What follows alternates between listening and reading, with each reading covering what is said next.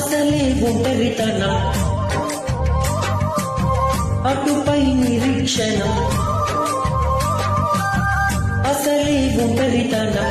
అటుపై నిరీక్షణం అరెరే పాపమని జాలిగా చూసే జనం